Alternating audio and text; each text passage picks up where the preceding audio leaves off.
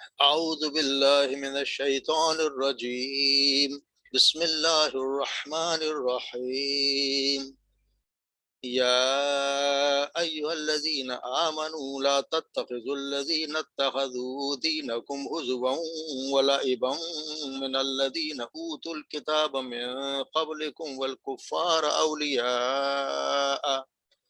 واتقوا الله إن كنتم مؤمنين وَإِذَا نَادَيْتُمْ إِلَى الصَّلَاةِ اتَّخَذُوهَا هُزُوًا وَلَعِبًا ذَلِكَ بِأَنَّهُمْ قَوْمٌ لَا يَعْقِلُونَ قُلْ يَا أَهْلَ الْكِتَابِ هَلْ تَنْقِمُونَ مِنَّا إِلَّا أَنْ آمَنَّا بِاللَّهِ وَمَا أُنْزِلَ إِلَيْنَا وَمَا أُنْزِلَ مِنْ قَبْلُ وَأَنَّ أَكْثَرَكُمْ فَاسِقُونَ قل هل أنبئكم بشر من ذلك مثوبة عند الله من لعنه الله وغضب عليه وجعل منهم القردة والخنازير والعبد الطاغوت أولئك شر مكانا وضل عن سواء السبيل وَإِذَا جَاءُوكُمْ قَالُوا آمَنَّا وَقَدْ دَخَلُوا بِالْكُفْرِ وَهُمْ قَدْ خَرَجُوا بِهِ وَاللَّهُ عَالَمُ بِمَا كَانُوا يَكْتُمُونَ وَتَرَى كَثِيرًا مِّنْهُمْ يُسَارِعُونَ فِي الْإِثْمِ وَالْعُدْوَانِ وَأَكْلِهِمُ السُّحْتَ لَبِئْسَ مَا كَانُوا يَعْمَلُونَ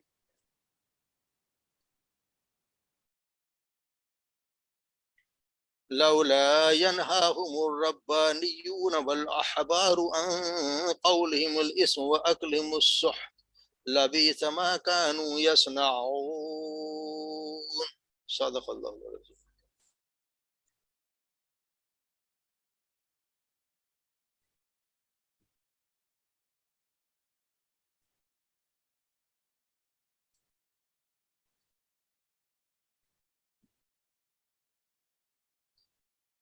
یا ایھا الذین آمنو اے ایمان والو لا تتخذوا الذین نہ تم بناؤ الذین جو اتخذوا دینکم جو بناتے ہیں تمہارے دین کو ہزوا و لعبا کھیل اور تماشا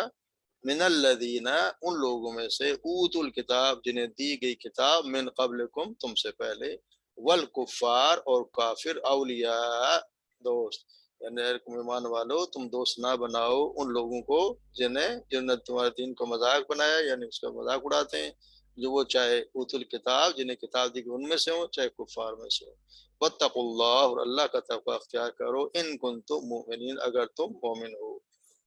وَإِذَا اور جب نادیتم تم بلاتے ہو الی الصلاۃ تم پکار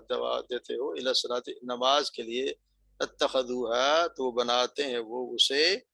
ہزوا و لعبا مذاق اور کھیل تماشا ذالک بانہم یہ اس لیے کہ بے شک وہ قوم ایسے لوگ ہیں لا یعقلون جو سمجھتے نہیں ہیں عقل نہیں رکھتے قل یا اہل الکتاب کہہ دیجئے اے اہل کتاب حل تنقمون نہیں تم انتقام لیتے ہم سے حل کا معنی ویسے تو تھا کیا مگر جو حل کیا کرے گا الا اجت اس کے ہوتا ہے نہ نہیں تم انتقام لیتے ہم سے منا ہم سے الا مگر ان آمنا اس لیے کہ آمنا ہم ایمان لے آئے باللہ اللہ پر وما انزلا اور اس پر جو نازل کی گئی الینا ہماری طرف وما انزلا اور جو نازل کی گئی من قبل اس سے پہلے وان اکثرکم فاسقون اور بے شک تم میں سے اکثر فاسقون نافرمان ہیں قل حل انبئکم کہہ دیجئے کیا انبئکم میں تمہیں خبر دوں بالشر اس سے زیادہ برے کی من دال اس سے زیادہ برے کی مثوبتاً عند اللہ اللہ کے پاس انجام کے لحاظ سے اس برے کی خبر نہ دو کہ کون زیادہ برا ہے من لعنہ اللہ من جس پر لعنہ اللہ لعنت کی اللہ نے وغضب علیہم اور جس پر غضب ہوا جس کا غضب ہوا جس پر اس کا، وجعل منہم اور بنا دیا ان میں سے، وجعل اس نے بنا دیا منہم ان میں سے، قردۃً بندر، والخنازیر اور خنزیر، وعبدت طاغوت اور عبادت کرنے والا جس نے عبادت کی طاغوت کی یعنی شیطان کی، اولئک یہی وہ لوگ ہیں، شر مکانہ برے ہیں مکان ٹھکانے کے لحاظ سے، وعدلوا اور زیادہ گمراہ ہیں، ان کے سے سواء السبیل یعنی سیدھے راستے سے زیادہ گمراہ ہیں، وَإِذَا جَاءُوكُمْ اور اذا جب جاءوکم وہ آتے ہیں آپ کے پاس، جاؤ ویسے تو ماضی ہے، جب اذا آ جائے گا تو یہ مضارع ہو جائے گا، اذا جا جب وہ آتے ہیں آپ کے پاس، قالو وہ کہتے ہیں آمنا ہم ایمان لائے، وقد اور یقیناً دخلوا وہ داخل ہوئے بالکفر کفر کے ساتھ، وہم قد خرجوا اور وہ جب قد خرجوا جب وہ نکلے بھی اسی کے ساتھ واپس نکل گئے، واللہ عالم اور اللہ تعالیٰ خوب جانتا ہے بما کانوا اس سے جو وہ یکتمون چھپاتے تھے، وترا اور آپ دیکھتے ہیں کثیرم اکثر اکثریت من ان میں سے، یسارعون بہت سے لوگ ان میں سے بھاگ دوڑ کرتے ہیں جلدی کرتے ہیں، فی الاسم گناہ کے کاموں میں، والعدوان اور زیادتی میں، واکلہم السحت اور اکلہم اور حرام کھانے میں، سحت میں حرام کھانے میں بھاگ دوڑ کرتے رہتے ہیں، لبئس یقیناً برا ہے ما کانو جو وہ یعملون عمل کرتے ہیں یا کرتے تھے، لولا کیوں نہ ینہاہم کیوں نہیں منع کرتے انہیں، ربانیون رب والے یعنی کہ ان کے مشائخ، والاحبار اور ان کے علماء، عن قولہم ان کے اس کہنے پر، اس گناہ کی بات کرنے پر، وَأَكْلِهِمُ السُّحْتَ اور ان کے حرام کھانے پر، یعنی کیوں نہیں منع کرتے، لَبِئْسَ مَا كَانُوا اور کیا یقیناً برا ہے ما جو کانو یصنعون جو وہ گھڑتے ہیں یا جو بناتے ہیں۔ اس کے تھوڑی سی تفصیل دیکھ لیتے ہیں، کل بھی انہیں کے ہم نے پڑھا کتاب ہوتا کہ جی ان کو اپنا دوست نہ بناؤ، کل بھی ہمیں حکم دیا گیا، آج بھی اللہ تبارک و تعالی ہم اسی کی تاکید کر رہے ہیں کہ یہ ان لوگوں کو جو یہودی ہیں یا کافر ہیں ان کو دلی دوست نہ بناؤ، یہ ایک دوسرے کے ساتھی ہیں، ان کو دلی دوست بنانے سے یعنی جو بھی مسلمان کے اسلام اور اسلام کے دشمن ہیں، یہودی ہو، نصارہ ہو یا مشرکین ہو، ان سے دوستی سے اللہ تبارک و تعالی نے نفرت دلائی ہے، یعنی کہ جو دنیا کی وہ نفرت کیوں دلائی کہ وہ بناتے ہیں تمہارے دین کو مذاق، وہ تمہارے دین کا مذاق اڑاتے ہیں، یعنی جو اللہ تبارک و تعالیٰ نے سب سے جو افضل چیز یعنی اسلامی شریعت رکھی ہے،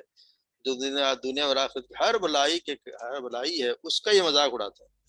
اس کے مذاق اڑاتے ہیں، پھر اپنی رائے سے اس کے مطابق اس کو ہنسی کھیل قرار دیتے ہیں، یعنی جو لوگ اس طرح کی حرکتیں کریں چاہے وہ مشرکین میں سے ہوں چاہے وہ کافروں میں سے ہو، دونوں کو بتا دیا، جن لوگوں میں سے جنہیں کتاب دی گئی، کتاب کن کو دی گئی، یہود و نصارہ کو، اور جن جو پہلے انہیں کو دی گئی، والکفار اور جو کافر ہیں یعنی مشرکین مکہ ان کو دوست نہ بنائے، دلی دوست نہ بنائے، ان کے ساتھ کوئی راز و نیاز نہیں، کوئی پیار و محبت نہیں، ان کو بنانے سے منع کیا کیونکہ وہ آپ کے دین کا مذاق اڑاتے ہیں، واتقوا اللہ اور اللہ سے ڈرو، ان کنتم مومنین اگر تم مومن ہو، اس کے لیے مذاق اڑانا، اس میں یہ بھی وہ لوگ بھی مذاق اڑانے میں ان سے بھی دوستی نہیں رکھنی چاہیے جو چاہے ہیں مسلمان مگر ہمارے دین کی بہت سی چیزوں کا مذاق اڑاتے ہیں، داڑھی کا مذاق اڑاتے ہیں، لباس کا مذاق اڑاتے ہیں، اللہ کے حدود جو اللہ تبارک ان کا مذاق اڑاتے ہیں، کچھ لوگ تو یہاں تک کہ جو اللہ کے حدود کو بہت ہی شدت پسند یا اس کو کہتے ہیں کہ یہ ظالمانہ ہے، یہاں تک کہہ دیتے ہیں، تو ان سے بھی دوستی نہیں رکھنی چاہیے، جو اس طرح دین کا مذاق اڑائے، اللہ کی آیات کا مذاق اڑائے، اللہ کے حدود کا مذاق اڑائے، ان سے بھی دوستی نہیں رکھنی چاہیے، یا وہ جو لوگ ویسے بھی ہوتے ہیں جو کوئی شخص اگر پیدائش میں نکاح میں موت وقت اگر کفار کی یا ہندوؤں کی رسموں کے ساتھ نہ دے تو اس کا بھی مذاق اڑا رہے ہوتے ہیں کہ جی آپ نے تو یہ کیا نہیں، حالانکہ ان کو کرنا کوئی ضروری نہیں، ان کو لوگوں سے بھی زیادہ دوستی نہیں رکھنی، ٹھیک ہے تعلقات اپنی جگہ ہے مگر دوستی ان سے نہیں ہونی چاہیے، آپ صلی اللہ علیہ وسلم فرمایا کہ اہل بدعت سے بھی ان کا احترام نہ کرو، ان کو عزت نہ دو، ان کو عزت دیتے ہیں لگتا ہے کہ جیسے وہ بہت زیادہ وہ بھی صحیح کام جس سے اہل بدعت کے منع کہ ان کو بھی عزت دینا ہے، صحیح جس حدیث کا مفہوم ہے جیسے کسی نے اسلام کی اینٹ اکھاڑی ہو، یعنی کہ اس کی اسلام کی عمارت میں کہ اینٹ اکھاڑ دے، کسی بدعتی کی احترام کرنا، اس کو بہت زیادہ عزت دینا، اس سے منع کیا گیا۔ پھر آگے اذا ونادیتم الی الصلاۃ، جب تم نماز کی طرف آواز دیتے ہو، پکارتے ہو، تو وہ اس کا بھی مذاق اڑاتے ہیں، وہ اس کو مذاق اور کھیل بنا لیتے ہیں، یعنی نماز کا اذان جو دی جا رہی ہے اس کو بھی انہوں نے اس کا وہ مذاق اڑاتے ہیں، اس کا مذاق اڑایا کرتے تھے، اس کے الفاظ کو دہراتے تھے، اس کے نقلیں اتارا کرتے تھے۔ تو یہ حالانکہ یہ سے وجہ کیا ہے کہ یہ بے عقل ہے، ان کو عقل نہیں ہے۔ اسی طرح وہ لوگ بھی جو شیطان ہے، شیطان سے بھی بھاگتا ہے نماز، یا جو شیطان کے چیلے چانٹے ہیں وہ بھی، ان کو بھی نماز اذان کی آواز اچھی لگتی، یعنی کہ جب نماز کے لیے جو عقل والوں کے لیے اسلام میں سب سے افضل عمل ہے، تو پھر اس کے بھی کوئی ہنسی مذاق بنائے، اس کے الفاظ کو بدلے، اس کی آواز کسے، شور کرے، ہنگامہ کرے، تو اس لیے کہ ان کو سمجھ نہیں ہے، ان کو پتہ ہی نہیں ہے، اللہ تعالیٰ کہتے ہیں ان کو عقل نہیں ہے، ان کو پتہ نہیں کہ یہ کیا چیز ہے، اس لیے اس کا مذاق اڑاتے تھے۔ اور شیطان کا بھی ہے کہ اس کو بھی اذان کی آواز برداشت ہوتی نہیں ہے۔ آپ صلی اللہ علیہ وسلم نے فرمایا کہ سیدنا ابو ہریرہ بیان کرتے ہیں کہ آپ صلی اللہ علیہ وسلم نے فرمایا شیطان جب اذان سنتا ہے تو بھاگ اٹھتا ہے، حتیٰ کہ اس کی ہوا خارج ہونے لگتی ہے تاکہ اذان کو سن نہ سکے، وہ دور بھاگ جاتا ہے، جب اذان ختم ہو جاتی ہے تو واپس آ جاتا ہے، اور جب نماز کے لیے اقامت ہونے لگتی ہے تو پھر بھاگ اٹھتا ہے، جب اقامت ہو چکتی ہے تو پھر واپس آ جاتا ہے، اور نماز پڑھنے والے آدمی کے دل میں وسوسے پیدا کرنا شروع کر دیتا ہے، اور کہتا ہے کہ فلاں بات یاد کرو، وہ بات یاد کرو، پھر ایسی بھولی باتیں یاد دلاتا ہے جن کا اسے خیال بھی نہیں تھا، یہاں تک کہ اسے معلوم ہی نہیں رہتا ہے کہ اس نے کتنی رکعتیں پڑھی۔ اور یہ ہم سب کا یہ تجربہ ہے کہ وہ جو باتیں ہمیں یاد نہیں آتی وہ نماز میں اکثر یاد آتی ہیں، اور اکثر آدمی بھول جاتا ہے کہ میں نے 3 رکعت پڑھی کہ 4 رکعت پڑھی۔ یہ سارے شیطان کی کارستانی ہے، وہ کرواتا ہے یہ کام۔ اس لیے شیطان کے اس کا حل یہی ہے کہ جب نماز پڑھیں اس کے الفاظ پہ دھیان رکھیں، اس کے الفاظ پر اب تو الحمدللہ سب کو ترجمہ آنے لگا، تو ترجمہ کو اس پہ دھیان دے کے میں پڑھ کر رہا ہوں، پھر الحمدللہ انشاءاللہ کم اس کا دھیان جائے گا۔ پھر اللہ تعالیٰ کہہ رہے ہیں کہ یا اہل الکتابی هل تنقمون منا، تم ہم سے انتقام اس لیے لیتے ہو کہ ہم اس لیے تو صرف اللہ پر ایمان لے، ہم ایمان لے اس لیے تم ہم سے یہ انتقام لیتے ہو، هل تنقمون منا، ہم تم اللہ، مگر اس لیے کہ ہم ایمان لے اللہ پر اور اس پر جو نازل کیا گیا ہماری طرف، اور اس پر بھی جو نازل کیا گیا اس سے پہلے، یعنی وجہ اور کوئی بھی نہیں ہے، وجہ اصل بات یہ ہے کہ یہ لوگ جو ہیں وہ اکثر ان میں سے فاسق ہیں اور بدکار ہیں، ساری یہ غلط روایت پر قائم ہے، اس لیے کسی کو اچھی تیسری بات کو، کسی کو اچھی بات کو ان کو پسند نہیں آتی کہ اس پہ کیوں چل رہا ہے۔ جیسا ایک سورہ بروج میں اللہ تبارک و تعالیٰ فرماتے وما نقموا منهم الا ان يؤمنوا بالله العزیز الحمید، اور انہوں نے اس کے سوائے کسی چیز کا بدلہ نہیں لیا کہ اللہ پر ایمان رکھتے ہیں اور جو سب پر غالب ہے اور تعریف کے لائق ہے، یعنی اسی بات پہ وہ ان سے بغض رکھتے ہیں، ان کو انتقام لیتے ہیں۔ اس طرح اللہ تعالیٰ کا اور فرمان وما نقموا الا ان اغناهم الله ورسوله من فضله، سورہ توبہ میں، اور انہوں نے انتقام نہیں لیا مگر اس بات کا کہ اللہ اور رسول نے انہیں اپنے فضل سے غنی کر دیا۔ تو یہ صرف اس وجہ سے وہ چڑھتے ہیں، اس وجہ سے آپ کے دشمنوں کہ آپ اللہ پر ایمان رکھتے ہیں اور اس چیز پہ یعنی قرآن پر، اور آپ اللہ پر ایمان رکھتے ہیں، ان کی آپ سے انتقام کی، آپ سے دشمنی کی وجہ یہی ہے، اور ان میں سے اکثر جو ہے وہ فاسق ہیں، نافرمان ہیں۔ پھر اللہ تبارک و تعالیٰ کہتے ہیں آپ رسول سے کہا فرما دیجئے اور بتا دیں کہ میں تمہیں نہ خبر دوں ان کی کہ اس سے بھی بڑی، یعنی جو تم کہہ رہے ہو اس سے بھی زیادہ بشر بری، یعنی اس سے اللہ کے جزا کے اعتبار سے اس سے زیادہ برے لوگ کون ہیں، وہ وہی پھر اللہ نے یہ مثال دی کون لوگ ہیں، یہ وہ لوگ ہیں اللہ کے نزدیک سب سے برے لوگ یہ ہیں من لعنہ اللہ، جس پر لعنت کی اللہ نے، یعنی کس جیسی اگلی ان کے ساتھ جس پر لعنت کیا رہے، لعنت کا مطلب ہوتا ہے اللہ تبارک و تعالیٰ اپنی رحمت سے دور کر دینا، اللہ کی رحمت جس پہ سے دور ہو گئی تو سمجھو کہ وہ پھر اس پہ اس اللہ نے اس کو دور کر دیا، وہ لعنت ہو گئی اس پہ، تو اس پہ لعنت کس پہ کی گئی ہے میں نے پہلے بھی پڑھا ہے، وقالت الیہود ید اللہ مغلولہ، یہ ہم آگے پڑھیں گے، یہودی نے کہا کہ اللہ کے ہاتھ تو بندھے ہوئے ہیں، غلت ایدیہم ولعنوا بما قالوا، اس کے اور ان پر لعنت کی گئی اس وجہ سے جو انہوں نے کہا، یا انہیں پہلے پڑھا جیسے سورہ نساء میں یا ایھا الذین اوتوا الکتاب آمنوا بما نزلنا مصدقا لما معکم من قبل ان نطمس وجوہا فتردها علی ادبارها، اس سے پہلے کہ ہم بدل دیں ان کے چہرے،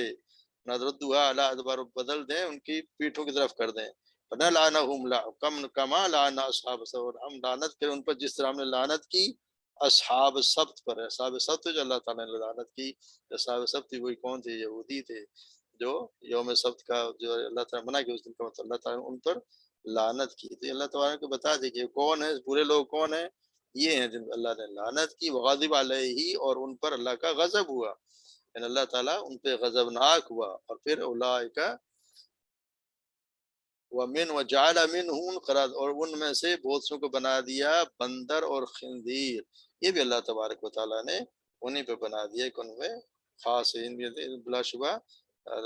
سورہ بقرہ نے پڑھا نا، وَلَقَدْ عَلِمْتُمُ الَّذِينَ اعْتَدَوْا مِنْكُمْ فِي السَّبْتِ فَقُلْنَا لَهُمْ كُونُوا قِرَدَةً خَاسِئِينَ، اور بلا شبہ ہم نے تم لوگوں کو جان چکے ہو جو تم سے پہلے ہفتے کے دن میں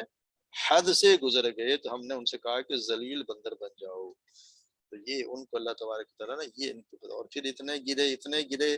پھر عبادت طاغوت کو عبادت کرنے لگے، طاغوت کی، شیطان کی۔ تو یہ اللہ تعالیٰ کہ اپنے یہ دیکھو کہ یہ خصلتیں کس کی ہیں، یہ یہودیوں کے ساری، اللہ نے انہی پہ لعنت کی، ان پہ غضب ہوا اللہ تعالیٰ کا، ان میں سے اللہ تعالیٰ نے ان کو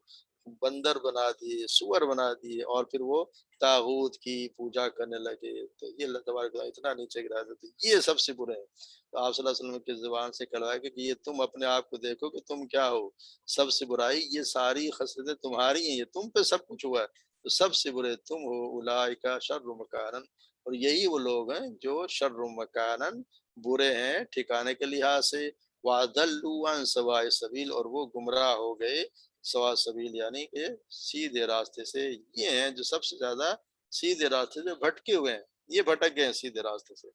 تو یہودیوں کو اس نے بتایا گیا کہ تم ہو جو سب سے برے ہو۔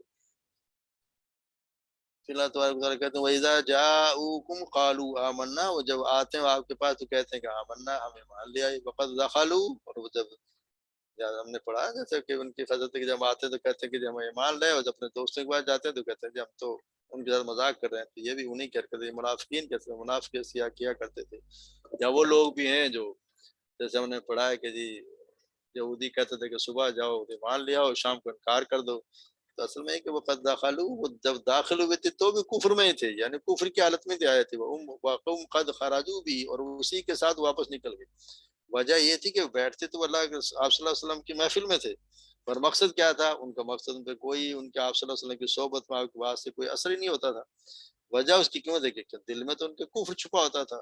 وہ رسول اللہ علیہ وسلم کی خدمت میں حاضری کا مقصد ان کا کوئی ہدایت حاصل کرنا نہیں ہوتا تھا، بلکہ دھوکہ فریب دینا کہ ہم لگے تھے ہم تو مسلمان ہیں، ہم آپ صلی اللہ علیہ وسلم کی باتیں بڑے غور سے سنتے ہیں اور اوپر ایمان لے آتے ہیں۔ یہ سارے منافقین کی حرکتیں تھیں۔ تو اللہ تعالیٰ کہتا ہے کہ تم آئے تھے، اللہ تک تو چھپانے کس سے چھپا، اللہ سے تو چھپایا نہیں جا سکتا۔ اللہ تبارک و تعالیٰ تو تمہاری ہر بات کو جانتا ہے، کہتے تو ہم کہ آمنا، لیکن تم داخل ہوئے، یعنی آپ صلی اللہ علیہ وسلم کے پاس جب تم داخل ہوئے اس بھی تم کفر کی حالت میں تھے، اور جب تم یہاں سے نکلے ہو تو بھی کفر کی حالت میں ہو۔ واللہ عالم بما کانوا یکتمون، اور اللہ تبارک و تعالیٰ خوب جانتا ہے اسے جو تم چھپاتے ہو۔ تو یہ جیسے بنا، تو یہ ان کے لیے یعنی کہ اللہ یہ وہ حرکتیں ہیں جو منافقین کیا کرتے تھے، اور اللہ تبارک و تعالیٰ سب جانتا ہے۔ پھر آتا ہے وَتَرَىٰ كَثِيرًا مِّنْهُمْ يُسَارِعُونَ، پھر آپ دیکھتے ہیں کہ ان میں سے بہت سے یسارعون جلدی کرتے ہیں یا تگودو کرتے ہیں، بھاگ دوڑ کرتے ہیں، فی الاسم، اسم یعنی گناہ کے کاموں میں، والعدوان، اور زیادتی کے کاموں میں، واکلہم السحت، اور حرام کھانے میں، یعنی بہت سے لوگوں کی بھاگ دوڑ سے اسی کے کاموں میں ہوتی ہے، گناہ کے کاموں میں، یعنی جھوٹ بولنا، یہودی کی صورت بھی تھی، اور جو بھی کوئی کرتا ہے، جھوٹ بولنا ہے، ظلم و زیادتی ہے، گناہ کے کام کرنا ہے، حرام خوری میں، یعنی کہ وہ بہت ہی زیادہ بڑے، اور بہت سے لوگ ایسے کام کرتے بھی ہیں، ابھی بھی دیکھیں بہت سے لوگ اسی مقصد میں لگے ہوئے ہیں کہ مقصد صرف پیسہ حاصل کرنا ہے، حرام حلال کی کوئی تمیز نہیں ہے۔ ٹی وی ہمارا دیکھ لیں، ہمارا میڈیا دیکھیں، یا اور بھی آپ یوٹیوب دیکھیں، کیا کیا چیزیں بنائی جا رہی ہیں جن پہ صرف مقصد پیسہ کمانا ہے، بے حیائی کے علاوہ اور ایسے ایسے کام جن میں کوئی مقصد نہیں مگر صرف پیسہ کمانا، حرام کھانا، کس طرح کھایا جائے، ناجائز کی اور جائز کی کوئی تمیز نہیں ہے۔ اسم کہتے ہیں وہ گناہ جس کا نقصان کرنے والے کو ہوتا ہے، جیسے کرنے والے کو خود کو نقصان ہے، جیسے جھوٹ بولا ہے،